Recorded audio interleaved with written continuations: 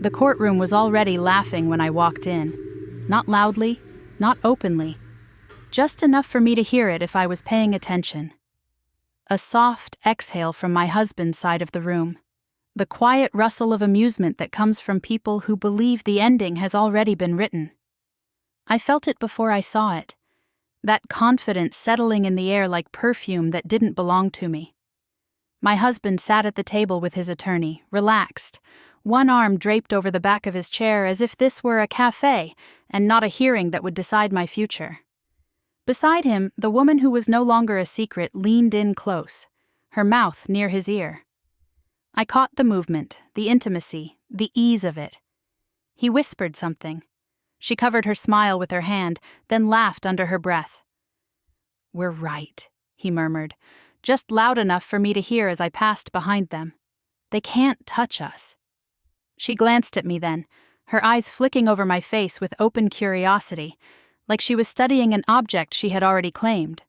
Her lips curved, and she shook her head slightly, amused, confident, certain. I didn't react. I didn't slow my step or lift my chin or give them the satisfaction of acknowledgement.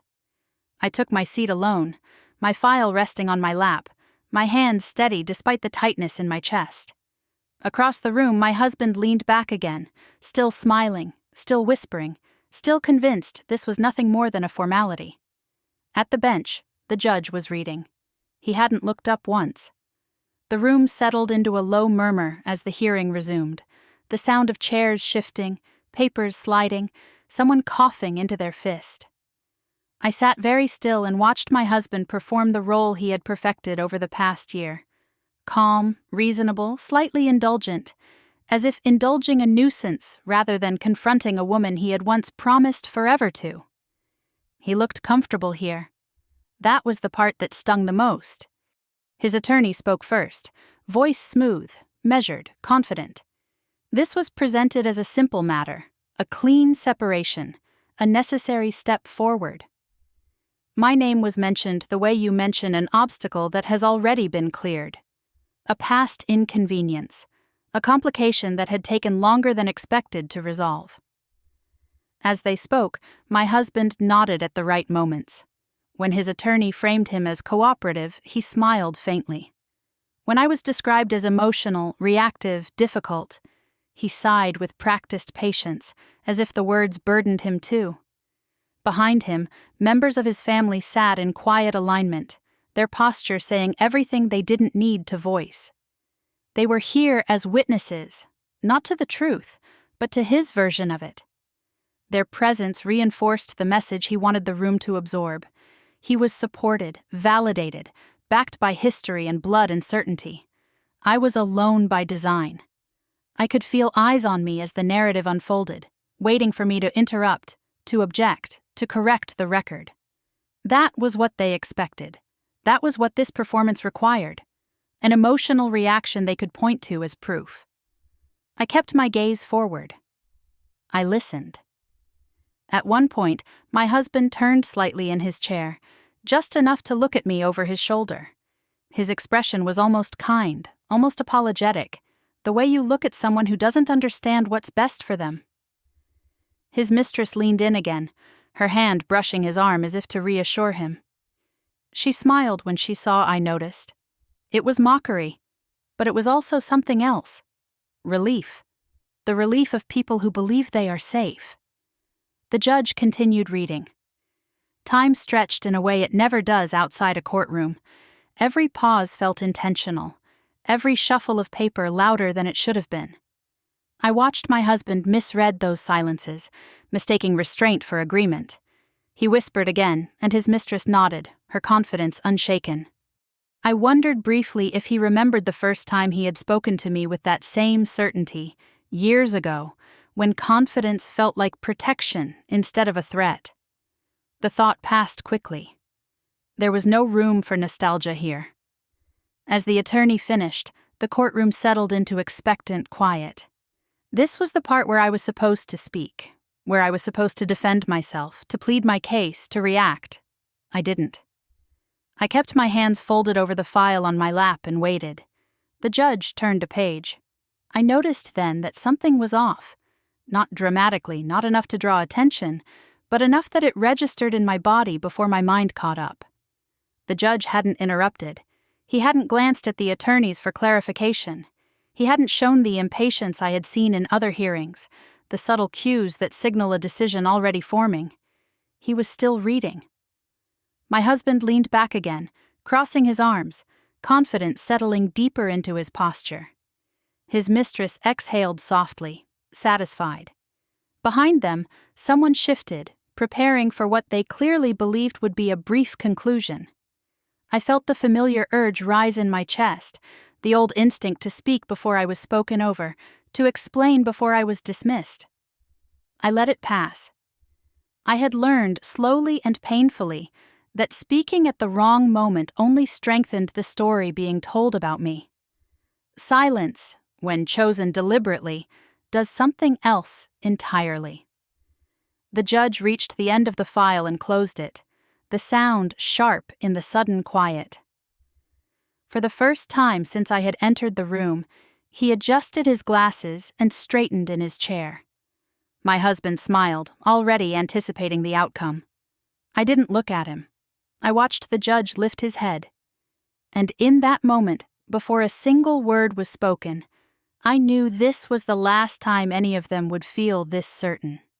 I stayed seated as the judge read, but my mind slipped backward, pulled by the sound of my husband's voice filling the room with that same calm authority that once made me feel safe.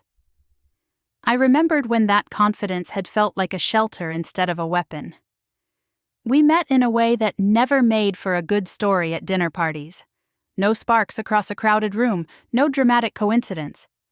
We were introduced through work, seated across from each other in a neutral conference space with bad coffee and fluorescent lighting. He was composed, articulate, direct. When he spoke, people listened. When he paused, the room waited. I noticed that before I noticed anything else. At the time, I liked how steady he seemed. I had built my own life carefully, step by step, and I mistook his certainty for compatibility. We talked about goals more than feelings at first. Careers, timelines, expectations.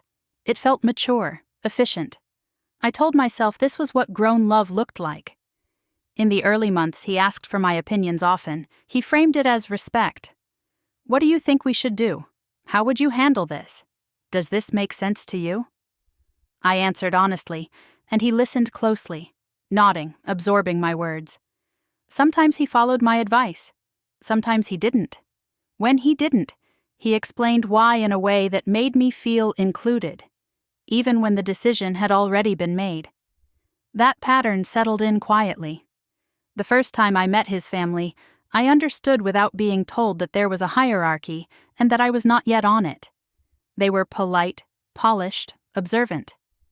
Conversations paused slightly when I entered a room, then resumed with a careful warmth that never quite reached me. One family member in particular watched me closely, her smile measured, her questions precise. Where did you grow up? What do you do?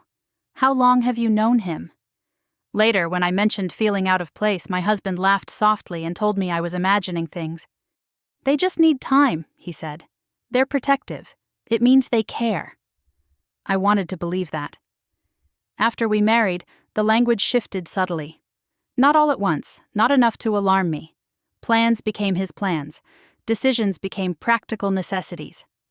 When I hesitated, he reminded me how much pressure he was under, how important it was that one of us stayed grounded. I agreed to compromises that were framed as temporary, sacrifices that were supposed to pay off later. Later never came. I began contributing in ways that were easy to overlook because they didn't come with titles or announcements. I handled logistics. I smoothed conflicts. I absorbed stress so he could stay focused. When things went well, it was because he had worked so hard. When they didn't, it was because I was overthinking or asking the wrong questions. I noticed it first at family gatherings. If I disagreed with him, even gently, he corrected me with a smile that felt rehearsed. If I persisted, someone else stepped in, redirecting the conversation, laughing it off. I learned quickly that harmony mattered more than accuracy. The first time I swallowed words that mattered, I told myself it was maturity. There was a dinner not long after, one that stays with me now. We were seated around a long table, conversation moving easily, wine flowing. A decision was mentioned, one that directly affected me, something I had never agreed to. I opened my mouth to speak, to clarify, to remind them I was part of this. My husband placed his hand lightly on my knee under the table. It was a small gesture. Anyone watching would have thought it affectionate. I felt the pressure of his fingers, steady, deliberate. A reminder. I closed my mouth and smiled instead. Later, when I asked him about it, he sighed and told me I had misunderstood. He said it wasn't the right moment. He said we would talk about it privately. He said I didn't need to challenge everything. I remember lying awake that night, staring at the ceiling, replaying the moment over and over. I told myself it wasn't a warning. It was just a misstep, a misunderstanding. Couples had those. What I didn't understand then was how quickly silence becomes expected once you offer it willingly. Over time, information began reaching me after decisions were made. Invitations arrived late or not at all. Conversations stopped when I entered a room, then resumed with summaries instead of details. I noticed I was being described rather than consulted. Emotional, sensitive, stressed. Each label was delivered gently, almost kindly, which made it harder to argue against. I adjusted. I became careful with my words, choosing them slowly, measuring reactions before finishing sentences. I told myself I was being supportive, that this was what partnership required when one person carried more weight than the other.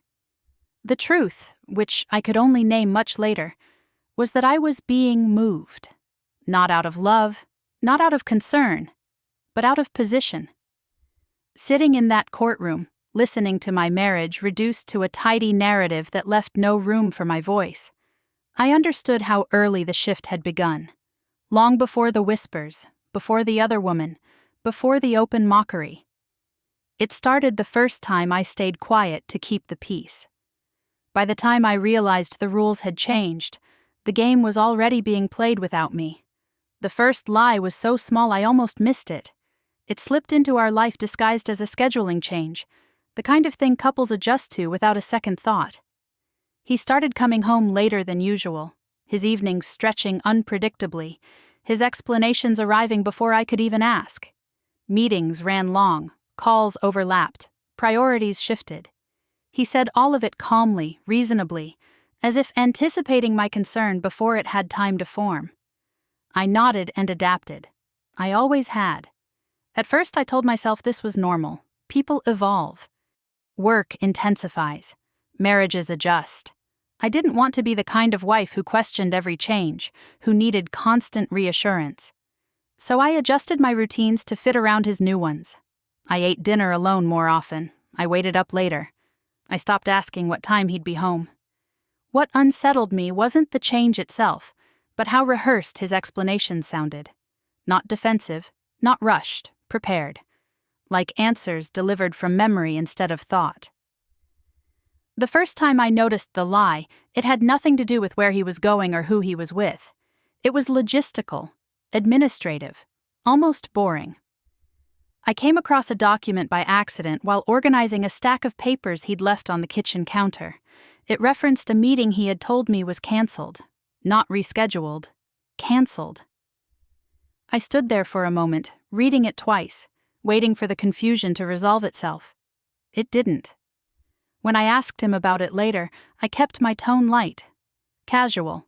I framed it as a misunderstanding, gave him room to correct me without embarrassment. He didn't hesitate. He smiled slightly and told me I must have misread it.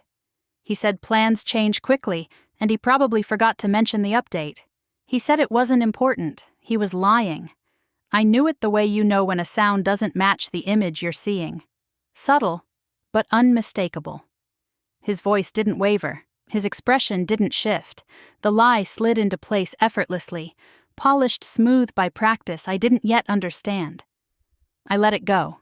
That was the moment I would return to later, again and again, asking myself why I hadn't pressed harder, why I hadn't insisted on clarity. The answer was simple and uncomfortable. Confrontation would have cost me more than silence did, at least in the moment. When I didn't challenge him, he rewarded my restraint with reassurance. He thanked me for being understanding. He told me how much he appreciated my trust. He said not everything needed to be dissected. The language was subtle, but the message was clear. Questioning disrupted order. Acceptance preserved it. Soon, the lie became less important than how easily it was justified. When I mentioned feeling out of the loop, he reminded me how busy things were. When I asked for more transparency, he accused me gently of stress, of reading too much into harmless details. He never raised his voice. He never dismissed me outright. He reframed. Others began to do the same. A family member laughed when I mentioned the document, telling me I worried too much. Another suggested I was projecting tension that didn't exist. Their responses were quick, confident, unified in a way that made my doubt feel inappropriate. I started wondering if I really had misunderstood, if I had imagined the inconsistency. That was how the lie did its real work. It didn't just distort the truth. It trained me to distrust my instincts. Gradually, the flow of information changed. I learned about decisions after they were made. Plans were announced, not discussed. When I asked questions, answers came wrapped in reassurance and impatience. Everything was under control. I didn't need to concern myself with details. I noticed I was no longer being invited into conversations that directly affected me. Meetings happened without my knowledge. Commitments were made in my name without my input. When I pointed this out, I was told it wasn't intentional, that it was easier this way, that I was better off not carrying unnecessary weight. I started editing myself before speaking, trimming questions, softening concerns. I learned which topics triggered dismissal and which earned approval. I learned how to phrase disagreement so it sounded like support. The night I realized how far I had shifted, I was lying in bed replaying the conversation about the canceled meeting. The lie itself was insignificant by then. What haunted me was how quickly I had accepted it, how readily I had chosen peace over truth.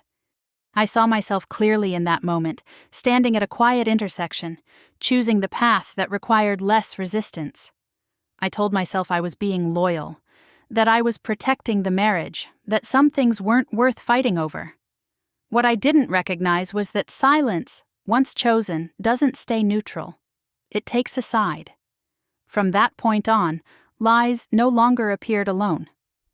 They arrived in clusters, small inconsistencies reinforcing one another, building a version of reality I was expected to accept without verification. Each time I noticed one, I weighed the cost of speaking against the comfort of letting it pass. I chose comfort more often than I cared to admit. The danger wasn't that he lied. The danger was how easily the lie settled into our life, how naturally it was defended by everyone except me. The danger was how quickly my voice learned to retreat. By the time I understood that the truth was becoming optional, I had already taught myself how to live without it. The first time he dismissed me in front of other people, he smiled while he did it.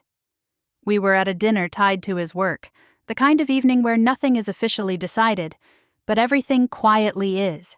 Long table, polished glasses, people who knew how to listen without reacting. I had taken care choosing my words, waiting for a pause before speaking, because by then I had learned timing mattered more than content. I mentioned a concern about a plan that directly affected me, something I knew hadn't been fully discussed. My voice was calm, measured, reasonable. He laughed softly and shook his head, cutting in before I finished. "That's not quite right," he said, still smiling, still warm. "She tends to worry about details that aren't relevant yet." A few people chuckled, not unkindly, just enough to smooth over the moment. I felt the heat rush to my face, sharp and sudden. I opened my mouth to clarify, but he kept going, explaining the situation as if I weren't sitting right there. When he was done, someone changed the subject, and the conversation moved on without me. No one looked back. Later that night, when I told him how it had felt, he sighed and told me I was too sensitive. He said I had embarrassed him by contradicting him publicly. He said these things mattered, perception mattered, and I needed to trust that he knew how to handle people like that. People like me, I realized, though he didn't say it out loud. After that, it happened more often. Little corrections slipped into conversations, jokes at my expense that earned easy laughter, comments about how emotional I was, how intense, how invested in things that didn't need so much attention. Each time it was framed as humor, as honesty, as concern, and each time the room followed his lead. His family was worse. They didn't laugh as much, but they watched carefully, weighing reactions. One of them would tilt her head when I spoke, as if listening to something mildly interesting but ultimately unimportant. Another would interrupt me mid-sentence to redirect the conversation back to him. If I protested, even gently, I was told I was misreading the room, that I needed thicker skin, that everyone knew he didn't mean it that way. He never corrected them. It was around this time that she started appearing. At first, she was introduced casually, a colleague, a consultant, someone who was helping temporarily. She sat close to him, leaned in when he spoke, laughed at the right moments. Nothing overt. Nothing I could point to without sounding paranoid. What unsettled me was how easily everyone accepted her, how warmly they welcomed her questions, her opinions, her presence. She spoke with confidence, never hesitating, never checking if she was overstepping, and no one suggested she was. Once, when she commented on a decision I had previously questioned, he nodded approvingly. "Exactly," he said, as if she had articulated something I hadn't been able to grasp. She smiled at me then, polite and unreadable. The humiliations became routine. I was interrupted, corrected, talked around. Decisions were announced in groups I had not been part of.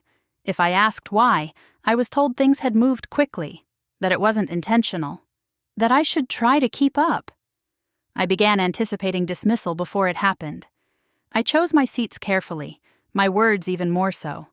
I laughed at jokes that stung because not laughing would draw attention. I apologized reflexively, sometimes without knowing exactly what I was apologizing for. I noticed the change in myself before anyone else did. One evening, after another gathering where I'd barely spoken, I stood in the bathroom staring at my reflection, trying to understand how I had become someone who waited to be acknowledged. The realization came quietly and left no room for denial. This wasn't accidental. It wasn't stress. It wasn't miscommunication. Humiliation was being used deliberately, not to hurt me, but to weaken me, to make me hesitate, to make others comfortable dismissing me before I ever opened my mouth. The clarity was almost a relief. The next time it happened, I felt it like a test. A comment delivered too casually, a look exchanged between him and her, a pause, waiting to see if I would react. I didn't. I smiled politely, said nothing, and let the moment pass.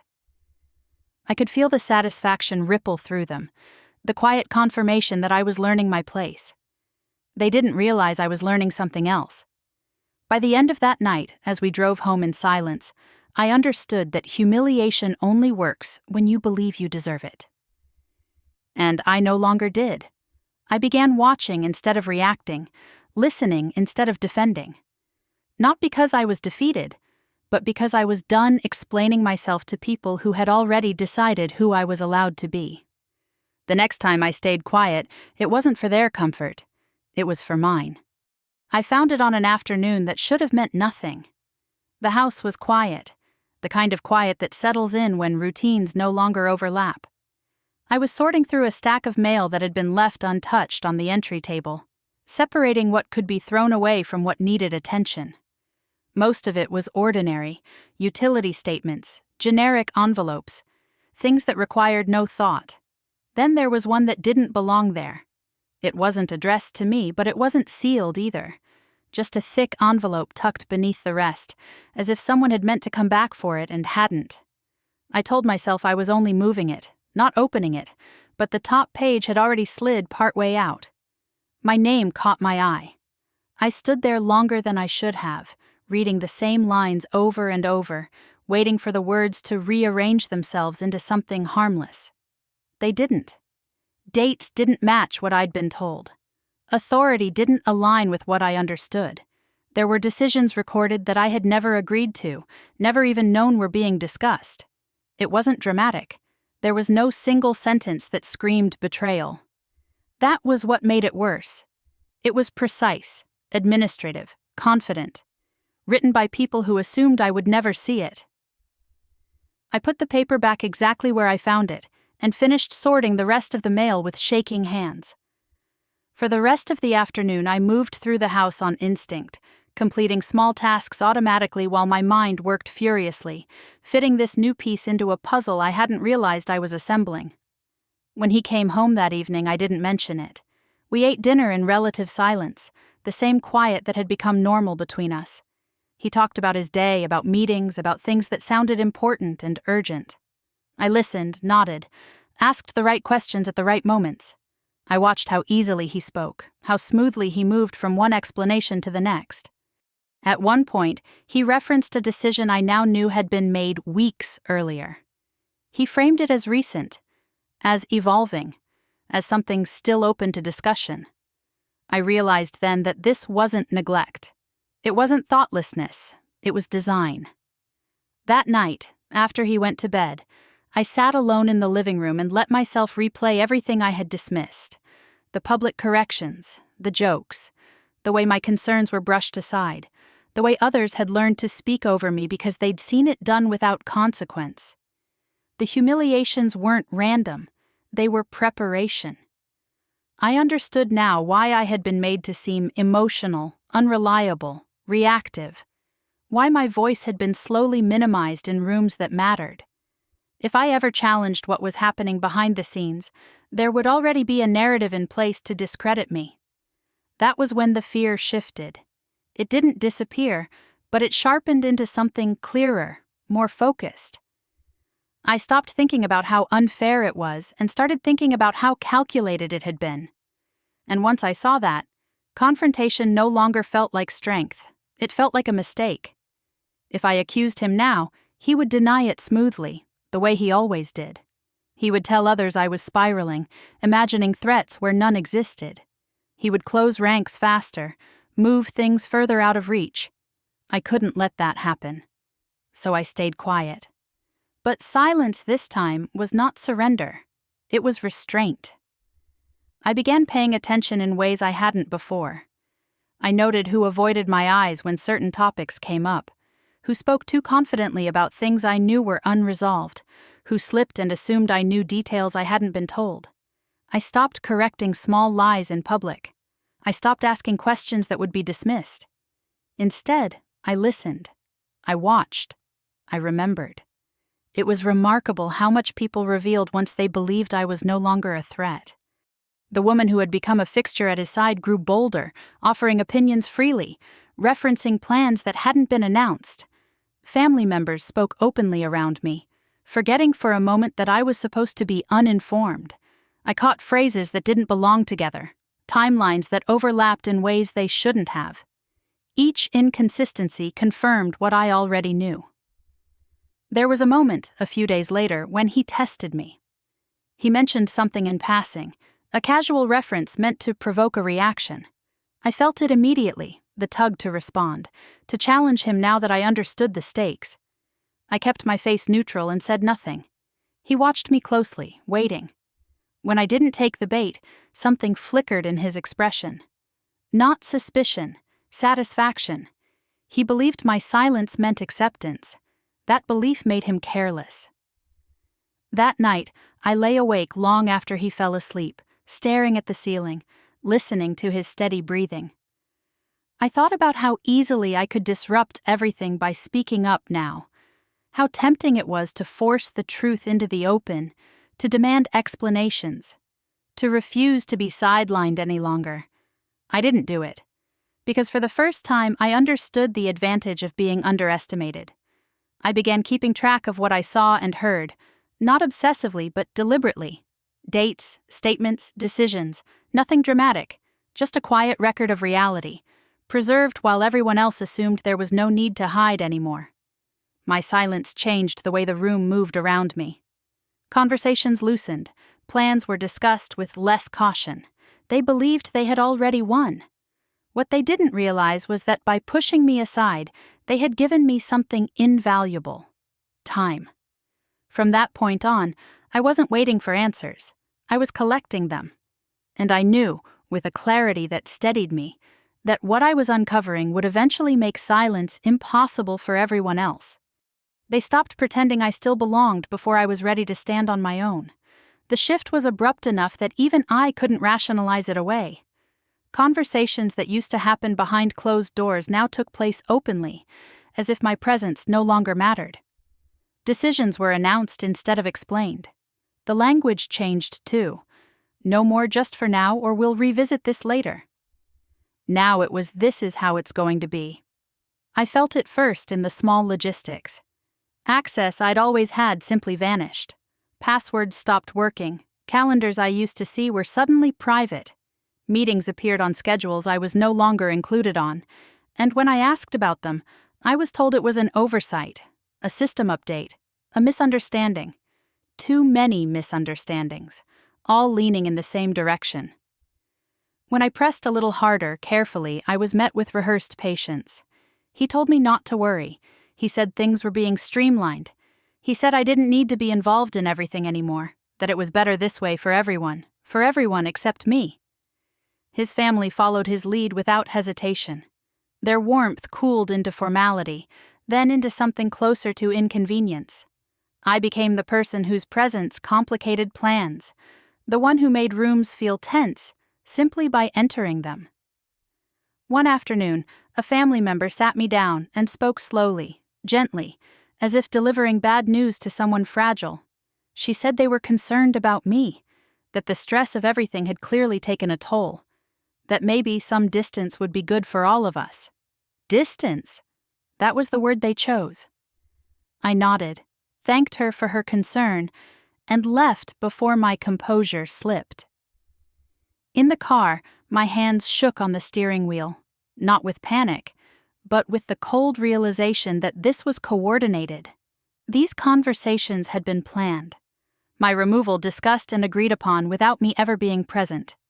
Around the same time, she stopped hovering at the edges and stepped fully into my space. The woman who had once been introduced as temporary began appearing everywhere I used to be. She sat in chairs that had always been mine. She spoke confidently about plans that were no longer hypothetical. She moved through rooms with the ease of someone who had already been installed, not invited. No one corrected her. No one hesitated.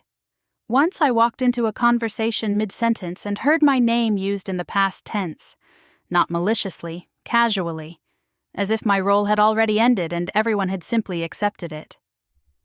I stood there for a moment, unseen, listening to them talk about my life as if it were a closed chapter. When someone finally noticed me, there was a pause, then a quick smile, then the conversation shifted to something safer. That night he told me I needed to consider staying elsewhere for a while. He said it calmly, reasonably, as if suggesting a vacation. He framed it as temporary, practical, necessary. He said space would help everyone reset. He said it wasn't a punishment. I asked him if this was really his idea. He didn't answer right away. That was all the answer I needed. I knew then that this was the moment they expected me to break, to cry, to argue, to accuse him of betrayal before I could prove it. That was the reaction they were prepared for, the one that would confirm everything they'd been telling each other about me. I didn't give it to them. I agreed to leave on my own terms, packed only what I needed, and made no dramatic announcements. I let them believe their strategy was working flawlessly, that I was retreating, that I was overwhelmed. The truth was, staying visible had become dangerous. Once I stepped out of the house, the pressure eased in a strange way. The constant scrutiny lifted. I could think clearly again. From a distance, the pattern sharpened. I saw how quickly my absence was normalized, how seamlessly she filled the space I left behind. I also noticed something else. Without me there to push back, even quietly, they grew careless. Information slipped. Assumptions went unchecked. People spoke freely, forgetting I was still paying attention. The speed at which they moved told me everything I needed to know. This wasn't about separation or healing or fairness. It was about erasing me before I could interrupt the plan. There were moments when fear surged unexpectedly. Late at night, alone in unfamiliar silence, I wondered how far they would go. What else had been decided without my knowledge? How much ground I had already lost? But clarity steadied me. Being pushed out had stripped away the last of my doubt. Whatever loyalty I had still clung to, whatever hope I had nursed that this could be resolved quietly, dissolved the moment I realized they no longer cared how it looked. They thought speed would protect them. What they didn't understand was that distance gave me something I hadn't had before. Perspective. I stopped reacting entirely. I let messages go unanswered longer. I asked fewer questions. I made myself small in their eyes on purpose. The quieter I became, the more confident they grew. And confidence, I was learning, makes people reckless. By the time they realized I wasn't fighting back, they assumed it was because I couldn't. They never considered that I was choosing not to. As I settled into this new position, pushed to the margins but still watching, one truth became impossible to ignore. They weren't trying to hurt me anymore. They were trying to finish me. And once I understood that, there was no going back. I knew then that whatever came next would not be about survival. It would be about timing. Being pushed out made me invisible, and invisibility has a way of sharpening the senses. The first few days after I left were disorienting. I moved through borrowed quiet, waking without the familiar sounds of a house that no longer wanted me. I kept my phone face down, not out of fear, but discipline. I needed to know what it felt like to be unreachable, to sit with the absence I'd been forced into and see what it revealed. What it revealed was how quickly they relaxed. Messages stopped coming entirely, not just from him, but from his family too. No polite check-ins, no awkward concern. Silence, clean and complete. It told me everything I needed to know about how necessary I had been to the narrative they were now telling without me. The contact came on a Thursday afternoon, unexpected enough that I stared at the screen before answering. It wasn't from him. It wasn't from his family. It was a number I didn't recognize, followed by a single line of text that read, "We should talk. You don't know me, but I know what's happening." I didn't reply right away. When I finally did, I kept it brief. "Who is this?" The response came almost immediately. "Someone who's been watching longer than you think. Someone who doesn't like being lied to." We met the next morning in a place that made sense for discretion. Neutral, public, forgettable. The kind of place where conversations disappear into the background noise. I arrived early and chose a seat with my back to the wall, old habits resurfacing without effort. When the person who would become my ally walked in, there was nothing dramatic about it. No intensity, no urgency, just a quiet confidence that didn't need to announce itself. We exchanged names I won't repeat here, not because they asked me to protect them, but because I understood immediately why anonymity mattered. They didn't start with sympathy. That would have felt wrong. Instead, they spoke carefully, laying out what they knew, and more importantly, how they knew it. Connections, timelines, small inconsistencies that had raised questions long before my situation became obvious. They told me they had noticed patterns that didn't sit right. Decisions made too quickly, documents routed through unusual channels, a confidence that relied heavily on the assumption that no one would ever compare notes. I listened, saying little, measuring each word they offered against what I already suspected. When they referenced something specific, something only a handful of people could have known, I felt the last of my doubt fall away. They weren't guessing. They explained their motivation plainly. This wasn't about rescuing me. It was about exposure, about accountability, about a system that only works when people believe silence equals consent. My situation had crossed their path not as a tragedy, but as a warning sign. I appreciated the honesty.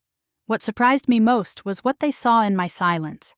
Where others had interpreted it as weakness, they recognized restraint. They pointed out moments I had barely registered as strategic, Times when not reacting had preserved leverage I didn't yet know I was protecting. "You didn't make it easier for them," they said. "You made it easier for the truth." That reframing mattered more than I expected. We talked through what not to do. No confrontations, no warnings, no emotional appeals that could be repackaged and dismissed.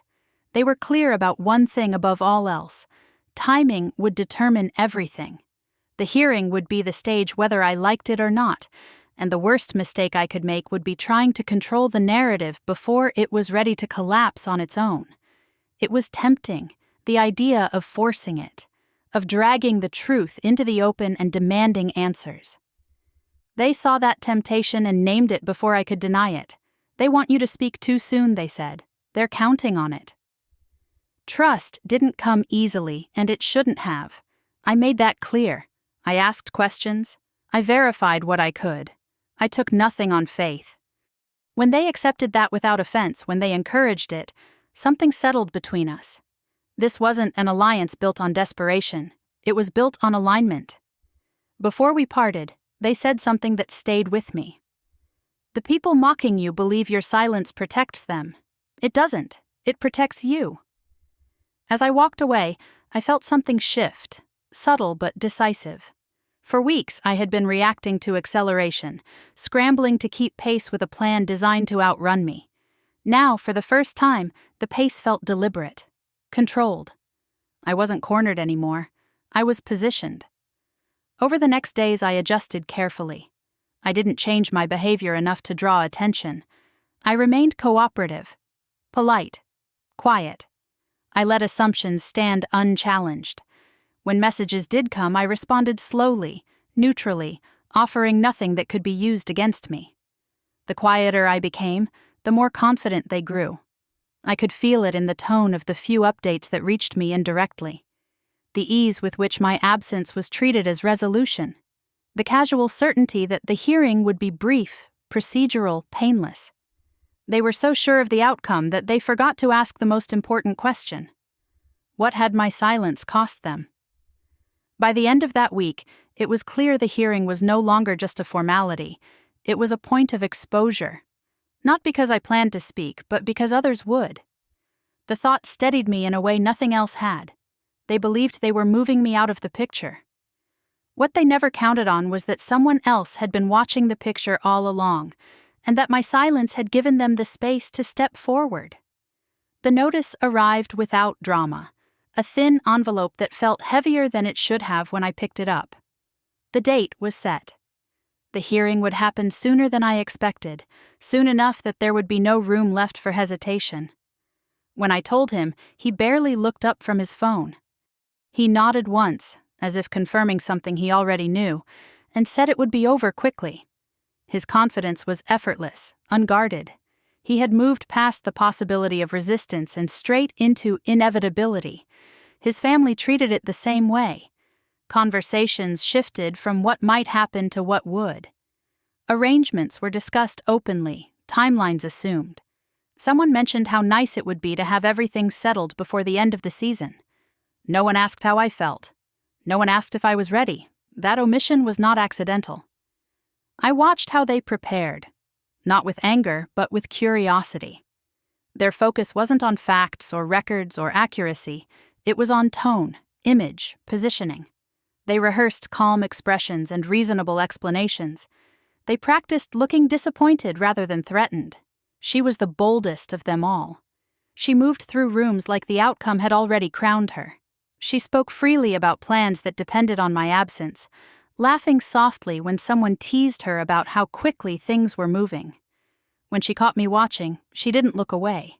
She smiled, the way people do when they believe they are untouchable. I let her. My preparation looked nothing like theirs. I didn't rehearse speeches or imagine confrontations. I limited my words, conserved my energy, and paid attention to details that others ignored.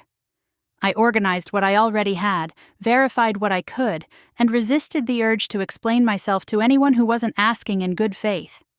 There was power in that restraint, even when it didn't feel like it. The person who had reached out to me stayed in the background, just as they promised. Their guidance was measured, precise. Don't argue, don't correct, don't reveal. Let the room speak before you do. They reminded me that hearings aren't won by emotion, no matter how justified. They are won by what holds up when emotion is stripped away. I listened. There were moments when doubt crept in despite my resolve. Late nights when the quiet felt too loud, when the urge to defend myself rose sharply and unexpectedly. I imagined standing up and telling the whole story, forcing everyone to see what had been done to me. Then I imagined how quickly that story would be reframed. So I stayed disciplined. I let the unfairness sit where it belonged, unresolved but intact. I reminded myself that being misunderstood in the short term was a price I could afford. Being dismissed permanently was not. The final week before the hearing was the hardest. His behavior shifted from dismissive to openly patronizing. He spoke to me as if to a problem already solved, offering advice I hadn't asked for, reminding me how difficult these things could be if people didn't cooperate. She laughed more freely, mocking my quiet with little comments meant to provoke a reaction. I gave them nothing. Each time I refused to rise to it, their confidence grew. I could see it in the way they stopped watching me closely, stopped calculating their words. They were convinced I was exhausted, worn down, ready to accept whatever was handed to me. They mistook restraint for surrender. The night before the hearing, I barely slept. Not because I was afraid of what would happen, but because I was aware of how much depended on staying exactly as I was. Calm, focused, unremarkable. I prepared my clothes carefully, choosing nothing dramatic, nothing that would invite interpretation. I didn't want to be remembered for how I looked or how I sounded. I wanted to be remembered for what I brought into that room without saying a word. In the morning, as I gathered my things, I noticed how different fear felt from readiness. Fear scatters your thoughts, pulls you in every direction. Readiness narrows them. It steadies your hands. It makes the noise fade into something distant and manageable. When I arrived at the courthouse, they were already there. He stood with his attorney, relaxed, checking his watch. She hovered close, her hand resting familiarly on his arm, whispering something that made him smile. His family filled the seats behind them, composed and certain. I took my place alone. As we waited to be called in, he leaned toward me and spoke quietly, his voice warm with false concern. He said this didn't have to be difficult. He said he hoped I would be reasonable. He said it was better for everyone if things ended cleanly. I met his eyes and said nothing. The lack of response unsettled him more than any argument would have. I saw it flicker across his face, just for a moment before he smoothed it away and turned back to his attorney. The doors opened and we were called inside. As I stepped into the courtroom, I felt the weight of every assumption they were carrying with them. The belief that they knew how this would end. The certainty that silence meant defeat. The comfort of thinking no one was really paying attention. They had no idea how much attention had already been given. By the time I took my seat and set my file on my lap, I was no longer wondering whether I was ready. I was. And whatever happened next, it would not happen on their terms. The file never left my hands after that morning. It wasn't impressive to look at. No bold labels, no dramatic thickness. Just a plain folder, the kind you could overlook on a cluttered desk. That was part of its power. Nothing about it suggested danger, and no one treated it as if it mattered. Except me. They believed the hearing was about compliance, about closing a chapter cleanly, about persuading a judge that everything had been handled reasonably and that I was the only variable left to manage. I could hear it in the way they spoke, the phrases they repeated, the confidence that settled into their posture whenever the future came up. He talked about the hearing as if it were a meeting already concluded.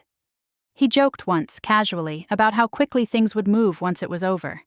His family echoed him, discussing logistics instead of outcomes, plans instead of possibilities. She was the most careless. She treated the hearing like a ceremonial step, something required but irrelevant. I heard her mention it once with a laugh, saying it was just paperwork now. She assumed the hardest part was behind them. They were all preparing for sympathy. No one was preparing for scrutiny. The file didn't contain a single explosive revelation. There was no confession, no dramatic admission waiting to be read aloud. What it held instead were patterns, timelines that didn't align, signatures that appeared where they shouldn't have, decisions attributed to authority that hadn't existed at the time they were made. Each piece alone could be explained away. Together, they told a story that didn't depend on my voice at all. That mattered more than anything else. I had learned the hard way how easily emotion could be dismissed, how quickly a reaction could be reframed as instability. The file didn't react. It didn't defend itself. It simply existed, precise and indifferent to how anyone felt about it. My silence had protected it. If I had confronted him earlier, the record would have changed. Explanations would have been prepared, documents revised, stories aligned. Silence gave them no reason to tighten their grip, no signal that anything needed to be hidden yet. Confidence makes people sloppy. I saw it in the way details were mentioned casually, in the assumptions made out loud, in the way others spoke around me as if I were already irrelevant. They believed there was no need to be careful anymore. That belief preserved the file exactly as it was. There was one last attempt to provoke me before the hearing, a quiet test disguised as courtesy.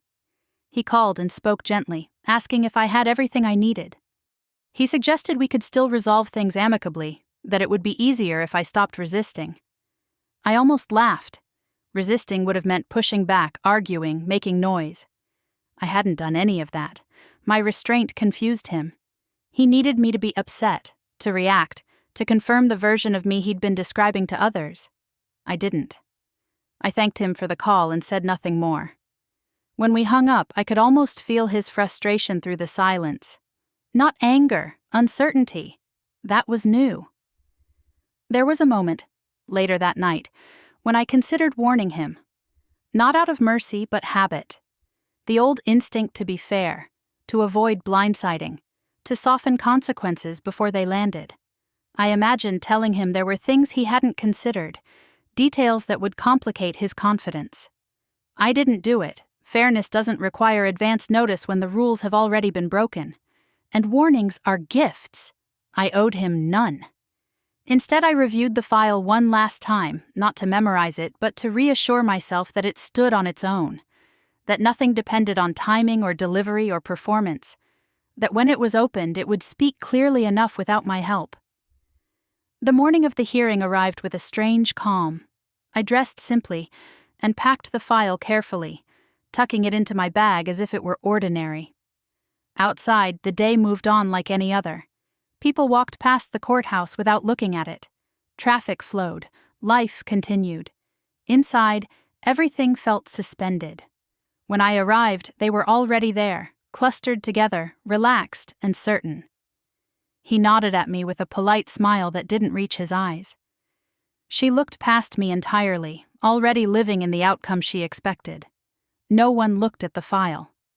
As we waited to be called in, his attorney spoke quietly, reassuring him, reinforcing the narrative they had rehearsed. I caught fragments of it, reasonable, cooperative, emotional on the other side. I sat still and listened. By the time the doors opened and we were ushered inside, my thoughts had narrowed to something sharp and steady. I wasn't nervous. I wasn't eager. I felt the quiet certainty that comes when you know the truth no longer needs your protection. I took my seat, placed the file on my lap, and folded my hands over it. They settled in across from me, smiling, whispering, already congratulating themselves in subtle ways. The room filled with the soft sounds of preparation, papers shifting, chairs scraping lightly against the floor. They believed the hearing would confirm what they already knew. What they didn't understand was that certainty becomes a liability the moment it meets a record that doesn't care how confident you are. When the judge entered and the room rose, I felt the weight of the moment settle fully into place, not as fear, but as inevitability. By the time the file was opened, there would be no room left for laughter, and they wouldn't realize it until it was far too late. The courtroom felt colder than it had outside, the air heavy with a stillness that made every small sound feel intrusive. I took my seat with the file resting on my lap. its weight familiar now, grounding. Across from me, my husband settled in as if he belonged there, adjusting his jacket, exchanging a few quiet words with his attorney. His confidence had a rhythm to it, an ease that suggested he had rehearsed this moment in his head many times and liked how it always ended.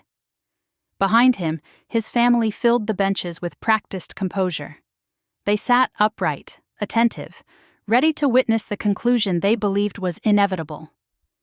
She took her place beside him without hesitation, her posture relaxed, her expression bright with anticipation she didn't bother to hide. I sat alone by design. When the judge entered, the room rose and fell in unison. Papers shifted, chairs scraped softly. The formality of it all settled like a curtain dropping, signaling the start of the performance. His attorney spoke first. The argument was smooth, efficient, almost gentle.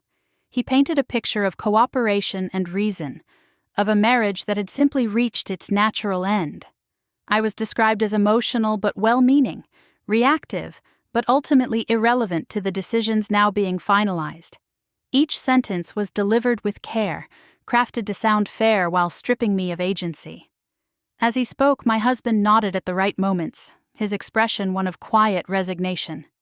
The role suited him, the reasonable man burdened by unnecessary conflict. I listened without moving. The attorney continued, reframing events I remembered clearly into something smaller, cleaner, easier to dismiss. Contributions were minimized, timelines compressed, authority reassigned. It was unsettling to hear my life retold with such confidence, as if accuracy were optional when delivered with enough certainty. I felt eyes on me, waiting for me to interrupt, to object, to correct, to do exactly what they expected. I didn't. When the attorney finished, the silence that followed stretched longer than I anticipated. The judge glanced down at the papers in front of him, then back up briefly, his expression unreadable. He said nothing. My husband leaned slightly toward his attorney, whispering something that made the corners of his mouth lift. She noticed and leaned in too, her laughter soft but unmistakable. It wasn't loud enough to draw attention, but it didn't need to be. It was meant for me. "We're right," he murmured again, his voice low, confident. "They can't touch us." She smiled, covering her mouth with her hand as if to soften the cruelty of it. Her eyes flicked toward me, then away, satisfied. I kept my gaze forward. The judge turned a page. Time slowed in a way that felt deliberate. Each movement carried weight. Each pause stretched just long enough to make the room aware of itself. I noticed details I might have missed before. The way my husband stopped fidgeting once he assumed the silence meant agreement. The way his family relaxed back into their seats. They mistook quiet for confirmation. When it was my turn to speak, the judge looked at me for the first time. Not dismissively, not indulgently, simply expectant. The invitation hung in the air, clear and formal. I declined it with my silence. I felt the familiar pull to explain myself, to reclaim the narrative before it slipped further from my grasp. I resisted it. I had learned that defending myself in rooms like this only reinforced the version of me they wanted to sell. The judge nodded once, as if noting my choice, and returned his attention to the file. As he read, the room seemed to shrink. The whispering stopped. Even my husband grew still, watching the judge with renewed interest. Minutes passed. The judge read on, unhurried, his expression unchanged. I noticed the shift before anyone else did. It was subtle, a tightening of focus, a pause that wasn't casual. He adjusted his glasses, reread a section, then turned back a page instead of forward. The silence deepened, no longer comfortable, no longer dismissive. My husband straightened slightly. She stopped smiling. Still no one spoke. I sat very still, my hands folded over the file, my breathing slow and controlled. This was the moment I had prepared for, not with words or arguments, but with restraint, with patience, with the understanding that truth doesn't always need a voice to be heard. The judge continued reading. Every so often he glanced up, not at me, but at my husband, then back down again. The movement was quick, almost imperceptible, but I saw it. I felt the room recalibrate around that small shift. My husband noticed it too. His confidence faltered just enough to register, a crease forming between his brows as he leaned forward. He whispered to his attorney again, but this time she didn't smile. She listened closely, then nodded, though her expression had lost some of its earlier ease. The judge finished reading and closed the file with a sound that cut cleanly through the room. No one moved. For a brief moment, everything was suspended. The weight of the file, the certainty that had filled the room at the start of the hearing, the quiet mockery that had followed me in. The judge rested his hands on the bench and lifted his head. My husband exhaled slowly, settling back as if bracing for a conclusion he still believed would favor him. She leaned closer to him again, her confidence returning in the absence of immediate consequence. I didn't look at either of them. I watched the judge. The way he held himself had changed. The casual distance of procedure was gone, replaced by something sharper, more attentive. His gaze moved deliberately across the room, taking in the faces that had assumed this moment belonged to them. The silence stretched, thick and unmistakable. I felt no triumph, no satisfaction, only a calm awareness that the room had finally caught up to what I already knew. Whatever came next would not be a performance. It would be an accounting. And as the judge drew breath to speak, I understood with absolute clarity that this was the last moment my husband and his mistress would feel certain of anything at all. The room was so quiet I could hear my own breathing. The judge held the file closed for a long moment, his hands resting flat against it, his eyes lowered as if considering something beyond the pages he had just read. No one spoke. Even the small sounds that had filled the courtroom earlier seemed to disappear, replaced by a charged stillness that made time feel suspended. My husband shifted in his seat, then stilled himself, confidence returning as habit rather than conviction. Beside him she leaned in, her shoulder brushing his arm, her mouth close to his ear. I couldn't hear what she whispered, but I recognized the expression on her face. Reassurance, control, certainty. Then the judge raised his head. The movement was unhurried, deliberate, and it drew the attention of the entire room at once. His gaze didn't go to the attorneys first, or to the audience behind us. It went straight to my husband, not accusatory, not emotional, simply focused. "Before we proceed," the judge said, his voice calm, measured, "I need clarification on a few points." My husband nodded immediately, leaning forward, ready. This was familiar territory. Questions could be answered, explanations provided. He had prepared for this. The judge asked one question. It was precise, narrow, almost deceptively simple. My husband answered without hesitation. He answered confidently. He answered wrong. I felt it before I saw it, the subtle shift in the room as the judge's eyes flicked back down to the file. He turned a page, then another, comparing what had just been said to what was written in black and white.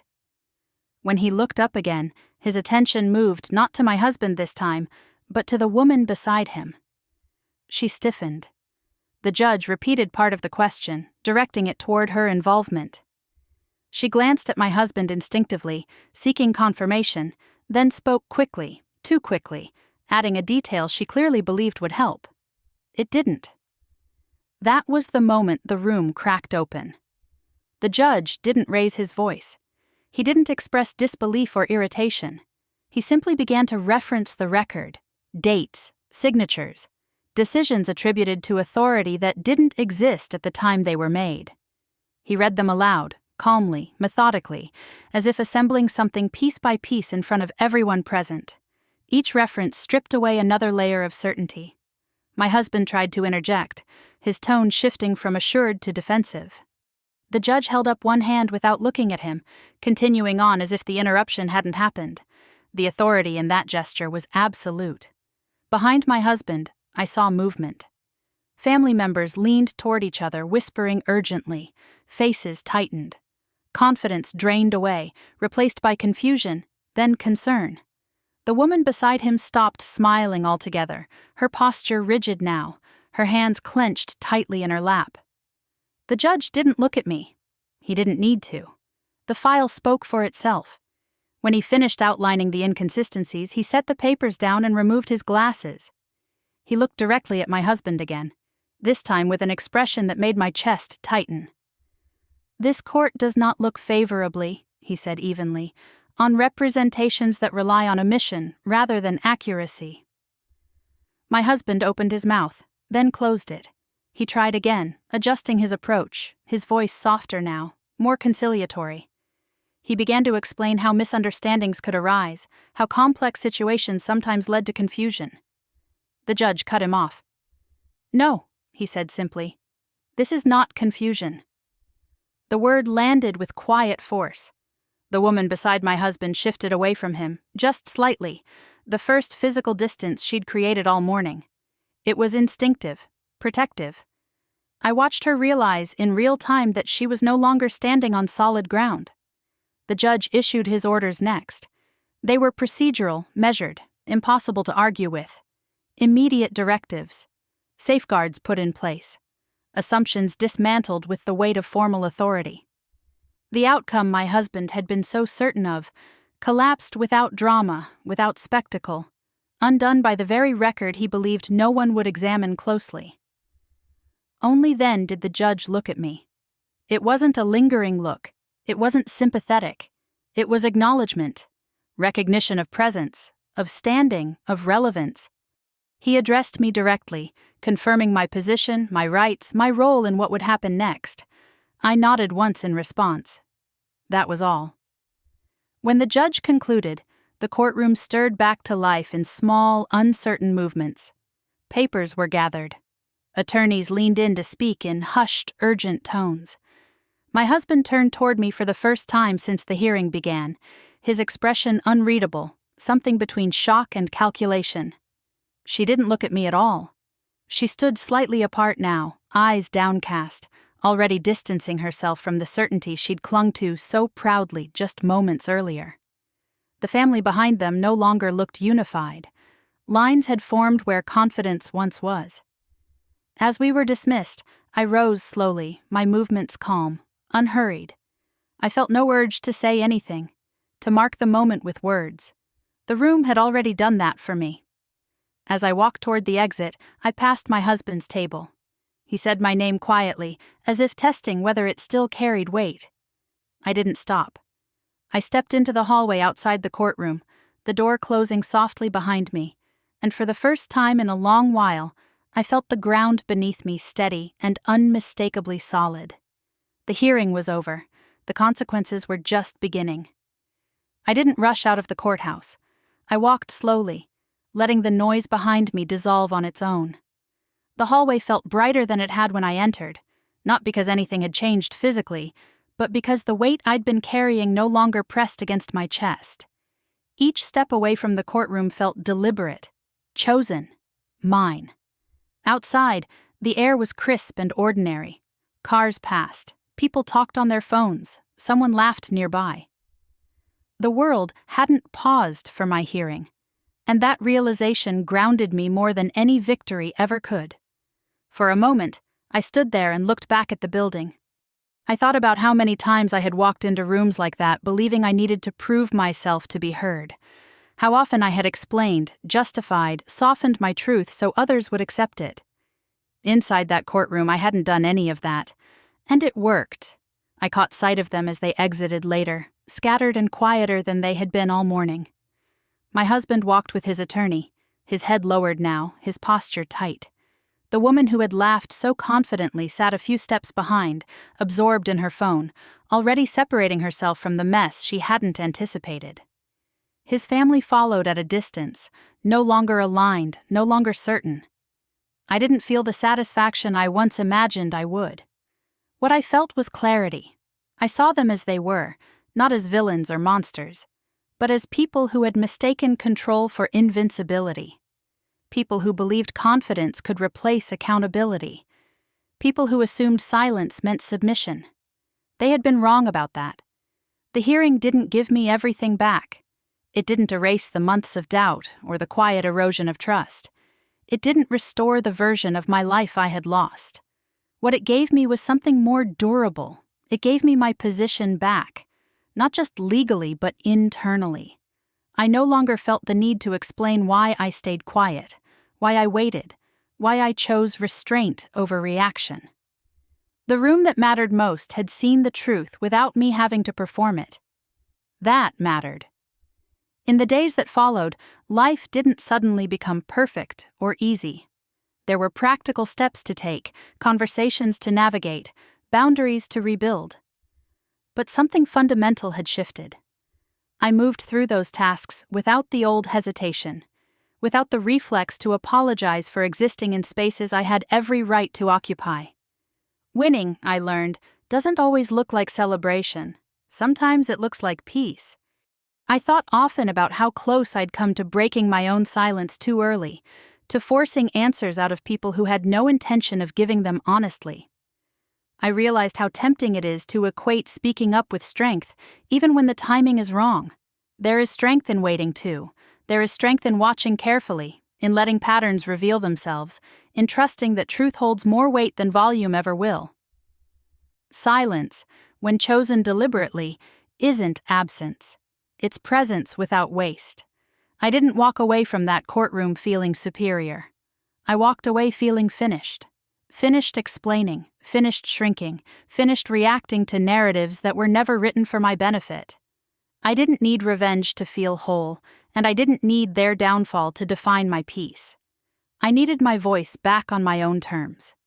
If you're listening to this and something in it feels uncomfortably familiar, if you've ever been mocked, dismissed, or talked over by people who were certain they held all the power, I want you to know this. Being quiet doesn't mean you're weak. It doesn't mean you've lost. Sometimes it means you're paying attention while others get careless. Sometimes the moment that changes everything doesn't come when you finally speak, but when someone else is forced to listen. If you've had a moment like that in your own life, a time when staying calm while others underestimated you changed the outcome, I'd love to hear about it. Share your story in the comments. This space exists for those quiet victories that don't always get celebrated out loud.